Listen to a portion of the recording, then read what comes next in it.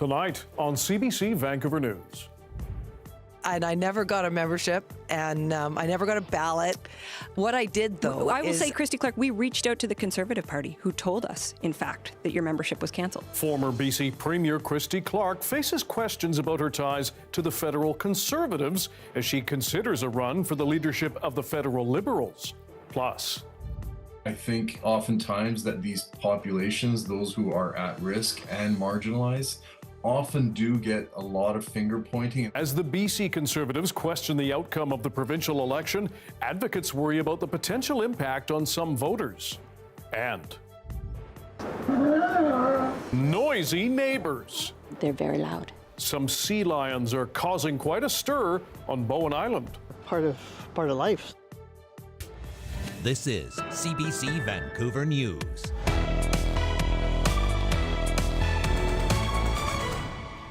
Hello, I'm Dan Burritt. Thanks for joining us. Former BC Premier Christy Clark says she is, quote, seriously considering a run to try to replace Justin Trudeau as head of the federal Liberals. She's also facing new scrutiny, though, about her previous connections to the federal Conservatives. Earlier in the day, Clark spoke with CBC News in her first interview since the Prime Minister announced his plan to step down. For more, let's bring in the CBC's Mira Baines. Mira, to be clear, first of all, Clark has not launched a campaign at this point. Dan, that's right, but it seems like she's gearing up for the race, and already she's facing some challenges. There are questions over a very public display of support for Jean Charest in 2022 when he ran for the federal Conservative Party's leadership against Pierre Poilievre. Speaking with Catherine Cullen of CBC Radio's The House, Clark says she never became a card-carrying member of the Conservatives, which contradicts what she said at the time about taking out a membership. And I never got a membership, and I never got a ballot. What I did, though, I will say, Christy Clark, we reached out to the Conservative Party, who told us, in fact, that your membership was cancelled. Oh, well, why don't they come out and show my membership or my ballot? They never sent me any of those, although I wouldn't put it past them to manufacture one of them. Federal Conservatives are now taking to social media to refute that claim. A spokesperson for the party says they have records of Clark's membership from the 2022 leadership race, and an old video has surfaced. It has got to be a big step for you to join the Conservatives. Why did you do it? Because I think that we need a lead. There is only one leader who's running for office right now who is going to be able to unite the country, I think, and who's going to bring a moderation and a willingness to talk to the people with whom he disagrees, and that's Jean Charest. I'm joining the party so that I could support my friend, Mr. Charest. It's not yet clear whether this will affect her decision to run. Mira, what is Christy Clark saying she would do if she were to become Justin Trudeau's successor? Clark says she would scrap the federal carbon tax. That comes after Conservative leader Pierre Poilievre accused her of being, quote, the carbon tax queen. Clark says when she was Premier of BC, her government's carbon tax was different. Federal Liberals will decide their new leader on March 9th. Dan?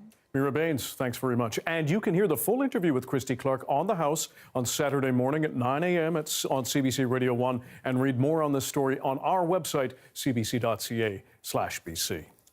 The BC Conservatives are calling into question the province's election outcome, claiming, without yet providing evidence, that non-Canadian citizens voted. As Katie DeRosa reports, some are worried about the impact on marginalized people and new citizens. We actually think there are many people who have voted who may not be Canadian citizens. We have heard of hundreds of these potential cases of issues. A strong claim by BC Conservative leader John Rustad as his party tries to sow doubt in the provincial election results. The NDP squeaked through with a bare majority after a judicial recount in Surrey-Guildford, where New Democrat Gary Begg beat his Conservative challenger by just 22 votes. Rustad admits he doesn't have evidence to back up that claim. No one wants to come forward because they're worried about what may happen in terms of a fine or potential jail time. I think what I'd like to see is us to suspend the penalties of the Election Act for a 90-day period to allow for people to be able to come forward and tell us what has gone on. Rustad is also questioning dozens of ballots from a mental health and addiction home where the Conservative candidate alleges interference from a staff member. The home's manager strongly denies any interference. Rustad is calling for an independent review of the 2024 election and for voters to have to prove their citizenship before casting a ballot. He suggests government-issued ID, like a driver's license, include a C for citizen. One outreach worker is worried about any measures that can make it harder for vulnerable people to vote. I really hope that whatever is happening is by no means is eroding the opportunity for people to vote and participate in the future.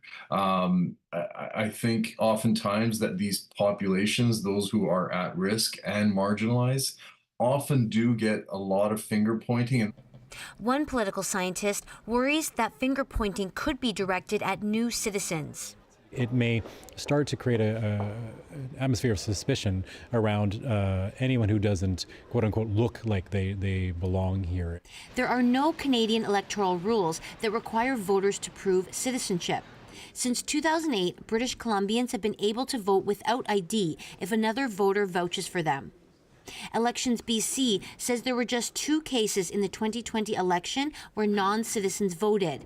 It says they were given a warning and removed from the voters list. It's very, very rare and very uncommon.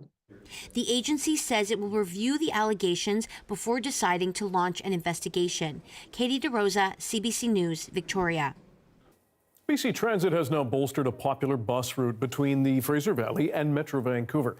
Demand for the Fraser Valley Express has surged in recent years, but as John Hernandez reports, critics question whether adding more buses will be enough to meet that region's growing demand. Long lineups for the Fraser Valley Express are a common sight in Burnaby. I've seen the loop here get filled up almost all around. SFU student Sam Gordson rides the bus from Abbotsford and back 5 days a week. It's very busy. It's just jam-packed with people usually, especially in the mornings when I go. I leave at around 7 in the morning, and there's a lot of students that are doing the same route as I am, I think. Most commuters here have had the same experience. I try to get to the bus stop early so that I get a seat, because otherwise it's standing for an hour. The buses aren't big enough and they're not as often as I think they should be. The Fraser Valley Express connects Chilliwack to Metro Vancouver. Hundreds of thousands of people ride it each year. BC Transit says ridership has nearly tripled since 2019 and recently added 3 more buses to serve its busiest stretch from Abbotsford to Lougheed Station.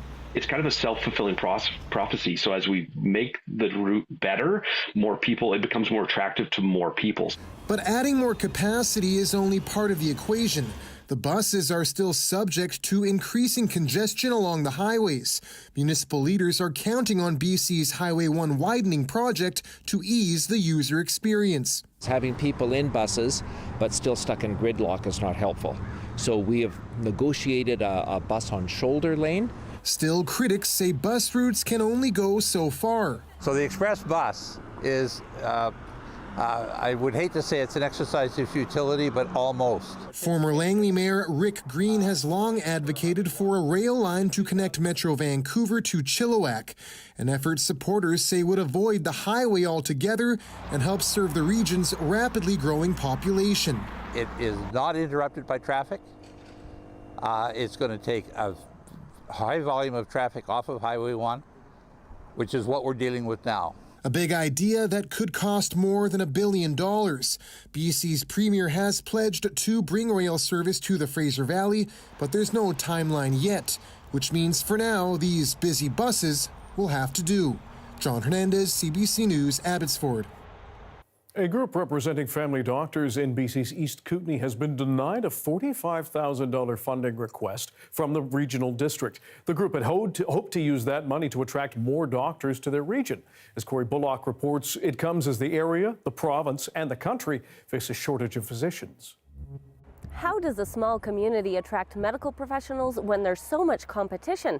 Well, that's a question that many rural cities in BC are looking to answer. But many are coming to find it's not easy. We do know from our physicians that they are feeling quite stretched. There are many demands on their time. In rural communities, family physicians don't just work in their medical clinics, they're also working in emergency departments and delivering babies and seeing patients in long-term care. The East Kootenay Division of Family Practice was hopeful for a large funding injection from the regional district this year to help with recruitment. But the funding request was denied by the board in December in an 11-4 vote.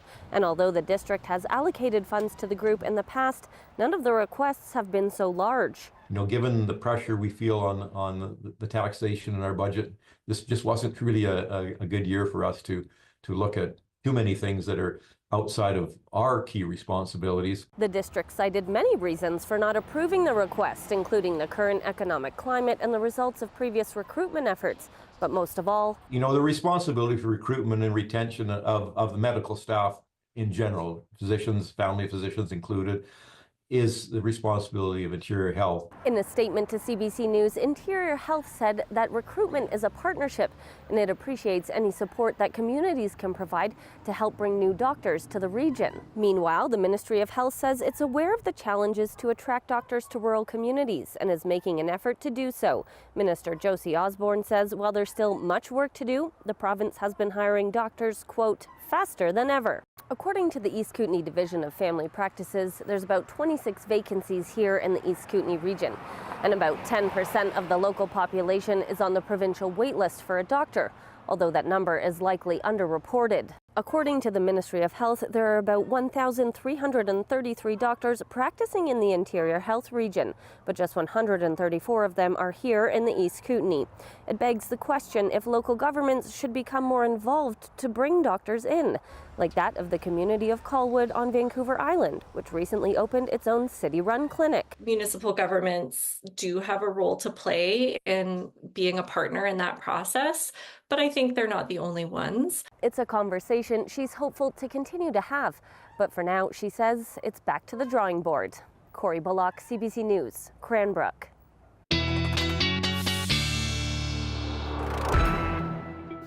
Senior members of the BC Wildfire Service are heading to California to help as wildfires continue to devastate the Los Angeles area. Premier David Eby says the province is also working to send ground crews to support those efforts. Canadian crews from Ontario, Quebec, and Alberta are already on the way. At least 10 people have died and more than 180,000 have been forced from their homes because of the Palisades and Eaton blazes. The flames have also destroyed almost 10,000 structures.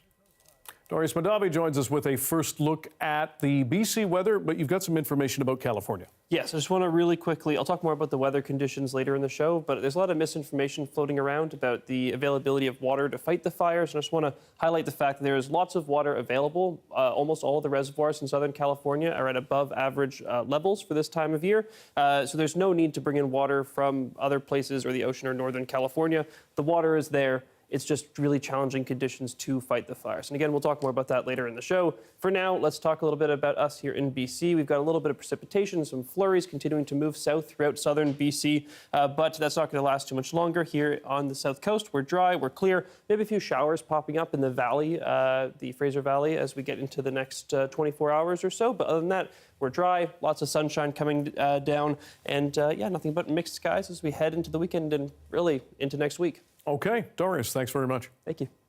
A Vancouver strip club has been blocked on a social media site for its cheeky take on Canada-U.S. relations. This sign went up on Wednesday morning at the Penthouse, taking a stab at incoming President Donald Trump's suggestion that Canada should become the 51st state. It points out the difference in Canadian and American spellings of the word neighbors. We have you, they don't. The Penthouse is known for its tongue-in-cheek signage, but not everyone thought it was funny. When an image of the sign was posted to the Penthouse's X account, it was temporarily suspended, citing hateful content. I find myself a little speechless. It's shocking, just obviously knowing that it's clearly not a hate speech. Some of the stuff we put up on the sign in years past has pushed the envelope far more than this did. And at the end of the day, I truly believe that I think it's probably flagged by somebody that is more of a Trump or Elon Musk supporter. He says he's confident they'll get the account back once the situation is reviewed. He says he's especially proud of the sign for sticking up for Canada. Some potentially positive changes in how sound. Noisy, but welcome neighbors on Bowen Island. You will want to see and hear this.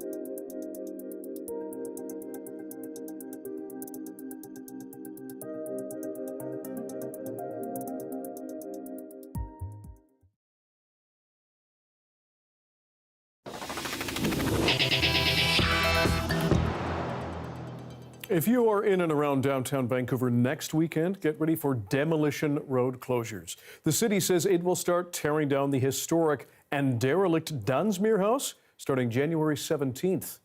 The teardown at Dunsmuir and Richard Streets is expected to finish by Monday, January 20th. The city says road closures will be in effect, but sidewalks will remain open. Last month, the city's chief building official and council declared the building to be a danger to the public due to severe structural deterioration, deciding that maintaining its heritage elements caused extensive delay and safety hazards.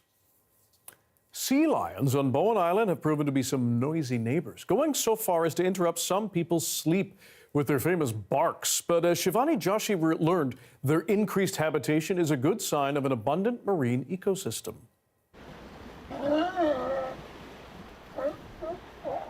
For some, that's a disruptive wake-up call. For others, it's welcome news. I think it's a reflection that what these guys feed on, there's lots of it around, because if there wasn't, they wouldn't be here. So I think that's a positive comment on the ecosystem coming back. Peter Carney has lived in his home for over 20 years. Although he's seen California sea lions in the spring, this is his first time seeing them on the docks this winter. They're social, they bark all during the night. We happen to enjoy it. It's kind of like the guys serenading you. But I can see how some people don't. Although some have tried to keep the beasts away. See the dock here with the orange fencing on it? They put that fence there to keep them off. Okay. Because they were there last year and there would be 20 on there and they're very loud. People that live right where the sea lions are, not so great for them because they're noisy. No, I don't live close enough to hear them. People that live right on the water do have different opinions, but I mean, they're part of life, so yeah, no, they're great.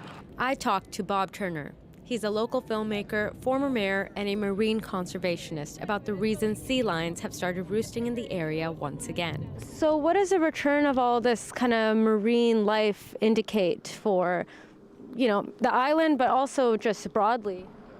Well, we've colloquially called it the Great Howe Sound Recovery.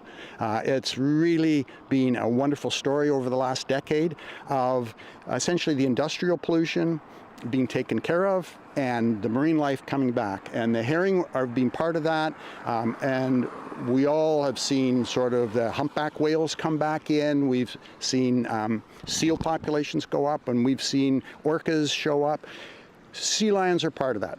I mean, the rest of us are thrilled that sea lions are here. But boy, if you're a waterfront owner with sea lions on your dock, that's a tough thing to deal with. Sea lions are protected by federal law, and so you can't disturb them. So it complicates things for people who sort of are those waterfront owners. What I have seen is people have attempted types of fencing on their docks to prevent the sea lions from getting on in the first place. That seems to work in some places, but in other places I've seen the fences pushed down. So I think we're going to have to sort of figure this out. But we're a smart bunch of folks. Good ideas will start to migrate, and people will start to be able to perhaps protect their docks better. So, if you're hearing a sea lion symphony on the island, it may be a positive sign. Shivani Joshi, CBC News, Bowen Island. Here is a look at the day that was up on Mount Washington. There has been tons of snow on Vancouver Island. The snowpack levels returning to normal. That means good conditions to hit the slopes, among other things. Darius will have your BC-wide weather forecast as we careen into the weekend. Stay with us.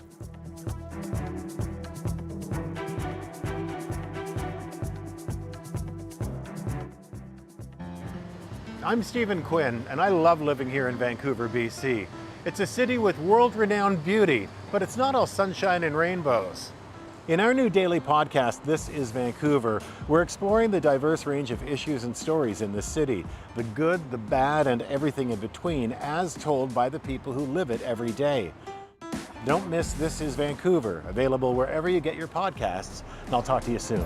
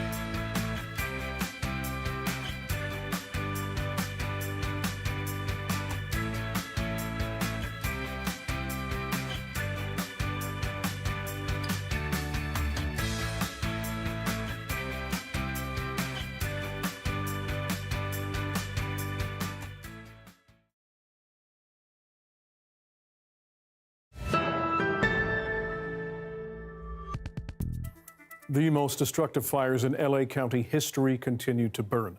Those blazes have covered roughly 140 square kilometers, larger than the city of Vancouver. More than 10,000 structures are damaged or destroyed, 150,000 people under evacuation order, and at least 11 dead.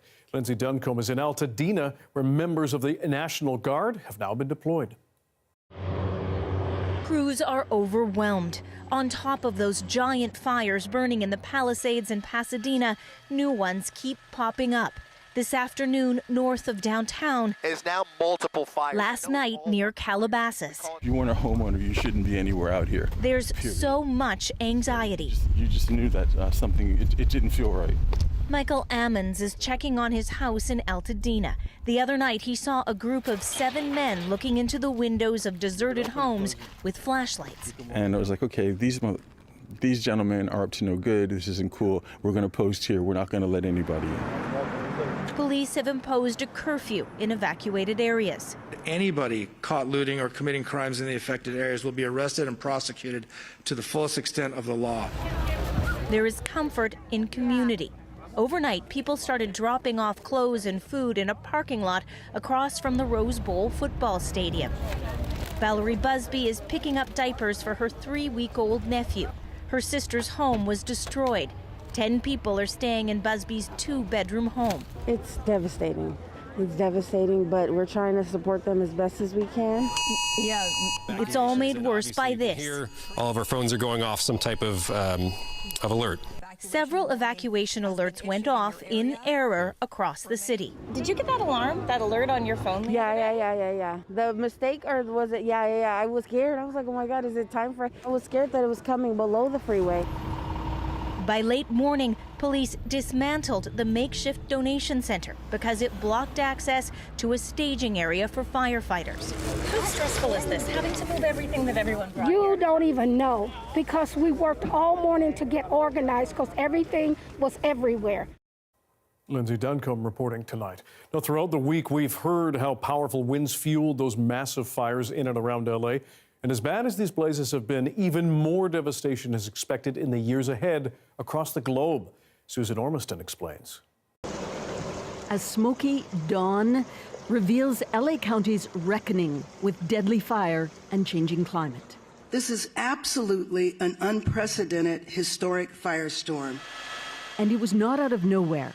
Santa Ana winds expected, but not at near hurricane levels, and they whipped up flames over bone-dry land. Since July, the second driest period in LA in over 150 years. Normally, we should have a rainy season that begins predictably in November or at least December, and we've had nothing. Morgan Tingley is a forest ecology scientist at UCLA. He can see the Palisades fire glow from his window. It's Los Angeles today. It could be Toronto tomorrow and Vancouver the next day. The scale of what we're seeing is global. That is climate change. The cause of the fire remains unknown, and it continues to be under active investigation. What ignited the first flames? A mystery, but more explainable why they spread so hot. Scientists report that climate change caused by burning fossil fuels translates to a longer fire season and more intense, especially in Southern California. The elements all come together to create kind of a perfect storm, and these conditions really allow wildfires to blow up and get really extreme, burn really fast, erratic, hot. A picture that looks much like this, prompting shock and tears. I just evacuated my house, packed all my things. From people who've tried to connect the dots between climate and increasing disasters, this activist posted her frustration, then talked to us. How many times have I sat here and watched other places, and now this time I am the place that other people are watching? This isn't just wildfires, this is hurricanes, this is floods. We are just the latest iteration and the latest casualty. It is incredibly upsetting. The fact that I can't sit here and say this will be a turning point. To the contrary, a warning of more to come. Susan Ormiston, CBC News, Toronto. Meanwhile, Earth recorded its hottest year ever in 2024. Weather monitoring agencies say the jump was so big, the planet temporarily passed a major climate threshold. And many scientists see that as that increase as a tipping point. They say if temperatures continue to stay that high, we could experience intensifying wildfires, droughts, floods, hurricanes, and storm surges. Last year's temperature broke the previous record set in 2023 by just over 0.1 degrees Celsius. In the 2015 Paris Agreement, almost 200 countries agreed to limit global warming to 1.5 degrees Celsius, above that of pre-industrial times. UN Secretary General Antonio Guterres says leaders must act now to avoid a climate catastrophe.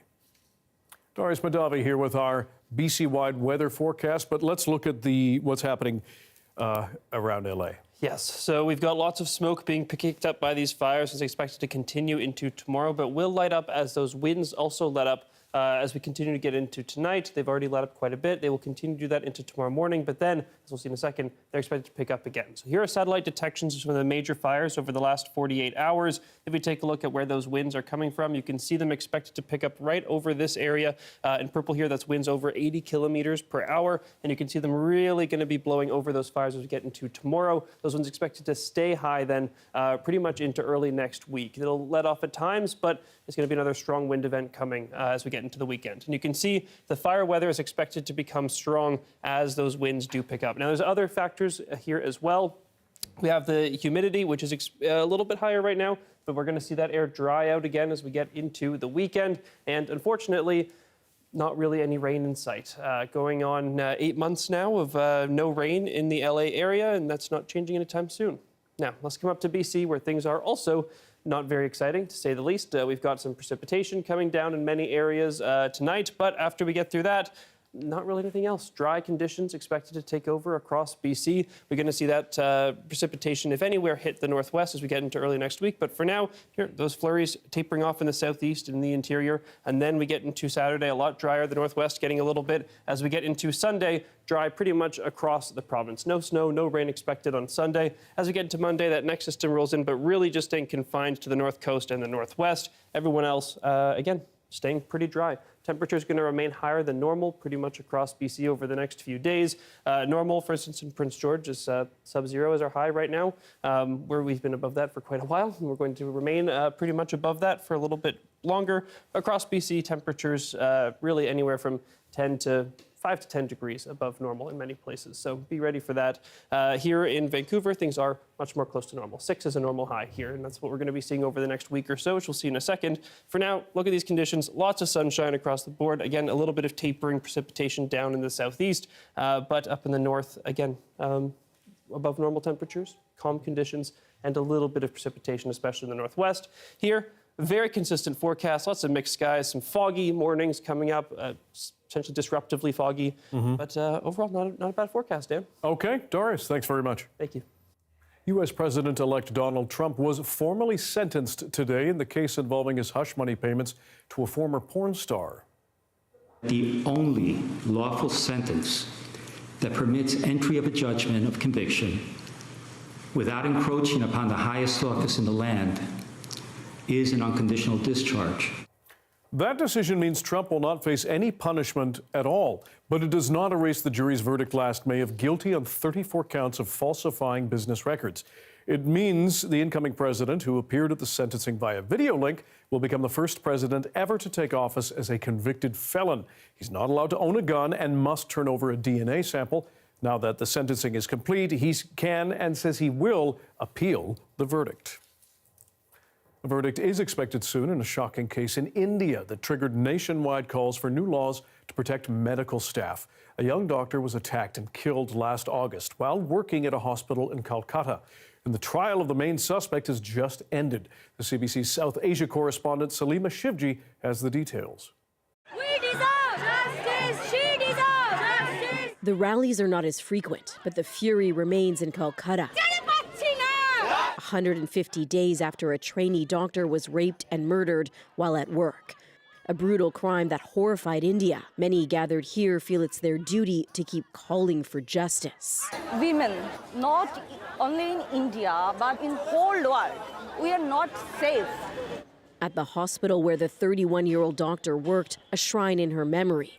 Posters and graffiti dot the sprawling grounds, denouncing the rape and what many see as a reluctance from authorities to investigate the crime fully. One man, a volunteer at the hospital, has been charged with rape and murder. His trial held behind closed doors with no media allowed in. A verdict is expected next week. But 2 others arrested for failing to protect the crime scene, a hospital administrator and a senior police officer, were released last month. That angered the victims' parents, who we can't identify. They're convinced more people were involved in their only child's murder. Her mother and father is on, severe pain. And relying on their daughter's colleagues, this fellow trainee doctor says, to push for a stiff sentence if the accused is found guilty. Everyone should get fear after this, showing the punishment. That's the one part. And second part is... A harsher sentence will make people think twice before they do not this twice, 1,000 times they should think. And when the protest was... For others here, the past 5 months have been marred by fears over safety. Then how can a murder happen inside the hospital on duty? How can we feel safe when we do duty? I'll be doing my internship in 3 years. How will I feel safe? She says many dorms at the teaching hospital still have little to no security, with change painfully slow to arrive. Salima Shivji, CBC News, Mumbai. Who's in and who's out as the federal Liberal leadership race rules are set up? Why some say big names, or why some big names say they're not going to run now. We'll tell you who next.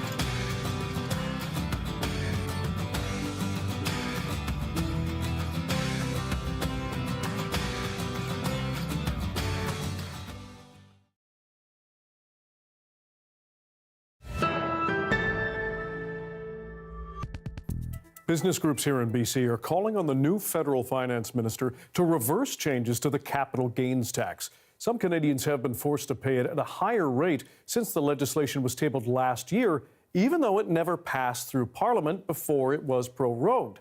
Rob Easton has more. Mr. Speaker, a point of order. It was a different time. Former Finance Minister Chrystia Freeland presenting the proposed capital gains tax to the House of Commons, a measure they say was intended to increase government revenue. Our government is taking action to improve tax fairness for all Canadians. It upped the rate people would pay on any capital gain on the sale of things like stocks or real estate. The Canada Revenue Agency began collecting the tax as soon as the legislation was tabled last June. But with Parliament prorogued, the legislation to implement the tax change died. And with a looming election, many say the legislation will likely never be passed. Yet, the CRA continues to collect the tax. It almost certainly isn't going to get passed eventually. So in this case, the CRA should just read the room. Now, Retta Cobb, who we just heard from there, says the elevated capital gains tax is likely driving investment out of Canada. We also heard from doctors and business owners who say it's preventing them from expanding their businesses or practices and ultimately growing the economy. CBC News reached out to the Department of Finance to see whether they could stop collecting, and they said, parliamentary convention dictates that taxation proposals are effective as soon as the government tables a notice. This approach provides consistency and fairness in the treatment of all taxpayers, meaning they essentially would need the government to tell them to stop collecting it. The idea of having the CRA applying a tax which the government never got passed, nobody voted for, and the chance of getting it passed or voted for is slim to none. It just makes it a heck of a lot of confusion, and we're going to have instances where businesses are going to have to apply, pay for the tax, and then most likely go back and get reassessed and get their money refunded months and months later. Parliament will be prorogued until March 24th. The Liberal Party just announced that they will elect their next leader on March 9th. Rob Easton, CBC News, Vancouver. 4 days after Prime Minister Justin Trudeau announced his resignation, attention has turned to the bid to replace him as Liberal leader and Prime Minister. Ashley Burke breaks down the rules and who is in. Another high-profile minister now out of the running to replace Justin Trudeau. I was really torn about this decision because, to be frank, I think that our chances were really, really high. Canada's Foreign Affairs Minister says she wants to be the first woman to lead the Liberal Party, but can't. Canadians are anxious when they hear President-elect Trump saying and restating again his threats.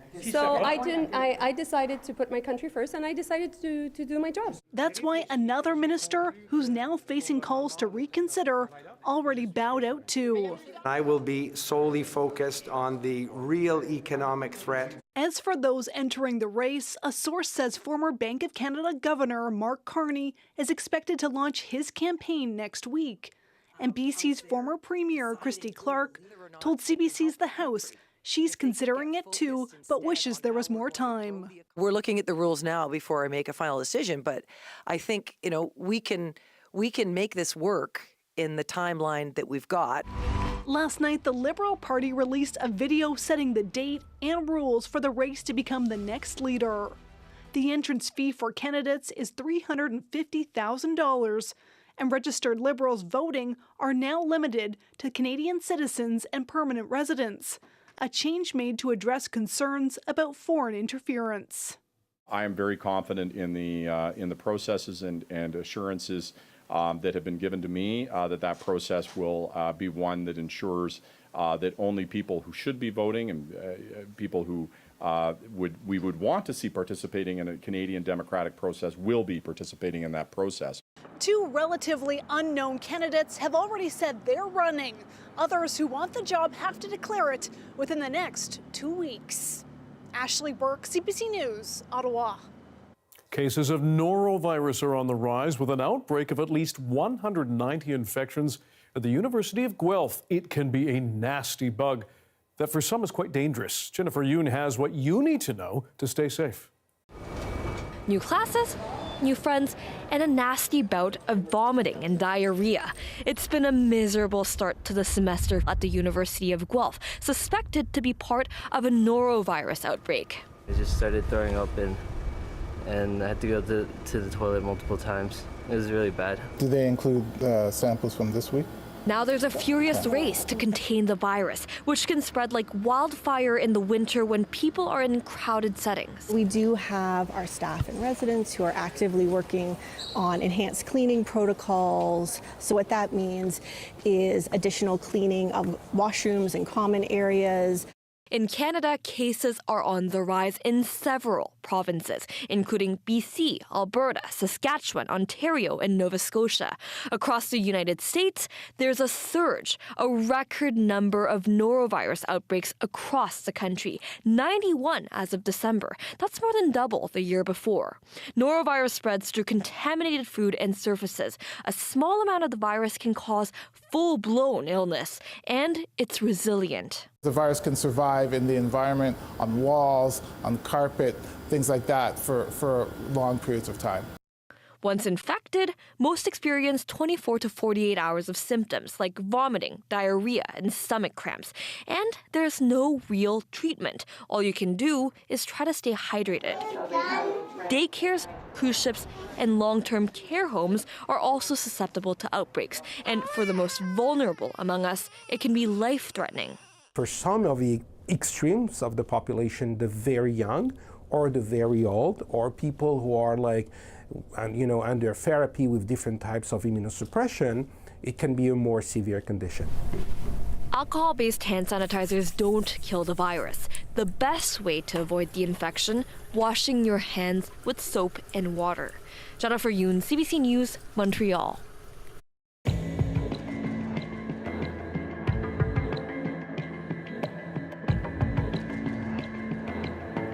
Now in its second year, the civil war in Sudan has claimed the lives of 15,000 people and displaced more than 8 million. The Canadian government has let in hundreds of refugees from the war-torn country, but they've let in thousands of people from other troubled nations. Some members of the Sudanese community in Canada have accused Ottawa of setting a double standard.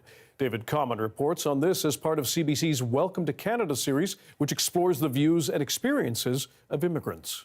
Nagwa El Mamoun spends hours each day speaking to the emotional and anxious in her own Sudanese Canadian community. They're desperate for any news the immigration consultant can relay about escape from the war between militias, which has now killed 15,000 in their homeland, leading to war crimes, displacement, and starvation. Some are waiting to escape to Canada. As they do, Nagwa says their hope is dwindling. We have applicants that died because lack of medication, died because they were killed. After war broke out in Ukraine, 300,000 Ukrainians were admitted to Canada. From Afghanistan, 40,000. From Syria, 25,000 just in the first 100 days. But so far from Sudan, Canada has approved just 340, and only 55 have actually made it. While I'm saying to Canada, thank you very much for putting the program together, but if this is humanitarian and compassionate basis, then do what you did for other nations. Get them here as quickly as possible. Ismail Adam has put money down, as required by Ottawa, to support his own family's escape from Sudan. The Bay Street tech worker can't understand why the delay, especially as the death count spirals. It's very problematic and it's racist. Why is McGill University's head of African Studies, Khalid Madani, is willing to say out loud what others in the community whisper. We have to be clear about the minuscule amount of Sudanese immigrants and refugees who benefited from this program, and people are dying. Immigration, Refugees and Citizenship Canada tells CBC News it's committed to a fair and non-discriminatory application of immigration procedures. But it did not explain whether and when more Sudanese Canadians might be able to have their families out of harm's way and with them in this country. David Common, CBC News, Mississauga, Ontario. 6 decades and 60 seasons later, TV show Coronation Street still remains a favorite for many. And it turns 65 this year. We spoke with the man who plays Tim Metcalf, celebrating the show in BC. More after this.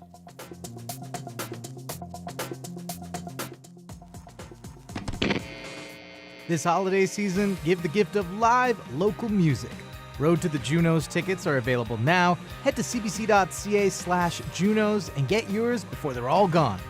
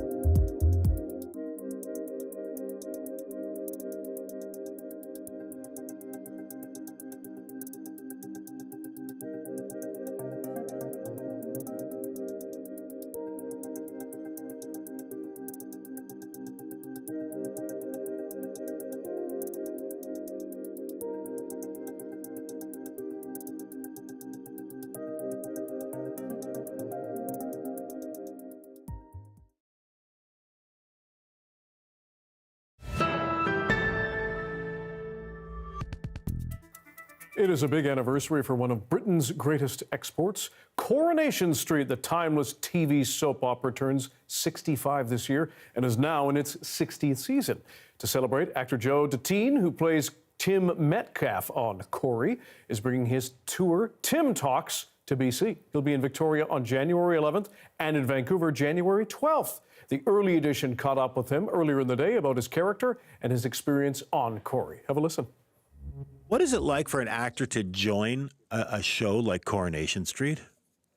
It's unlike any other job that's out there, really, because of the age of the show. It's such an iconic show. To be part of something that we all grew up watching is just a real treat. You know, it's streamed into people's homes. Well, it's not streamed, but it's in people's homes every night of the week, and it's a British staple. And for people who don't know Tim Metcalf, tell us more about your character. Is he a good guy? Yeah, he's a good guy. He came into the show as being a little bit suspect and a bit dodgy, but they soon realised that he had quite sort of, he was a bit of a buffoon and a bit foolish and a bit silly, and they partnered him up with Sally Metcalf, and we sort of generated this chemistry and formed this relationship that was, I don't know, completely bizarre, but seemed to work, and it was something that the public liked, and they just kept writing for us. So Tim's just a bit of a kind of laid back, sort of lazy, nonchalant, sort of, I don't know, fun-loving guy, I guess. What do you think the appeal is for people who, we don't live the same life? We don't have the references that people in Britain do, and yet it's just loved here. I don't know. That's interesting, isn't it? Because I thought predominantly it was for sort of people who were expats, but I don't know. I just think it's that kind of association with something that's kind of working class and English, as opposed to Downton Abbey, which is completely the opposite. I think it's a show that kind of, ordinary working people can kind of identify with and relate to. And, for them, it's an escapism for the world. You come home, you put your dinner in the microwave and you just sit there and you watch Coronation Street. And that's the TV's your kind of window into their world. And, we become familiar with those characters and we want to know what sort of things that they get up to. So I just think it's the ordinariness as well, that the kind of everyday life that people like to follow, that they can relate to and identify with. Finally, we have an update on our top story. Amid new scrutiny about her previous connections to the federal Conservatives, former BC Premier Christy Clark now says she misspoke. Clark's comment comes after an interview with CBC Radio's The House, where she said she's seriously thinking about running to replace Justin Trudeau as leader of the Liberals. Clark denied she was previously a member of the federal Conservative Party, despite past comments where she said otherwise. In a message posted on X on Friday night, Clark says, "Well, I misspoke and lesson learned." Clark goes on to say she has always been clear that she supported Jean Charest to try to stop Pierre Poilievre, who she calls the most divisive politician Canada has seen in years. Clark says she's thinking carefully about running for the federal Liberal leadership. And thanks for being with us on CBC Vancouver News at 6. We'll have your next local news at 11 o'clock, right after the National. Good night.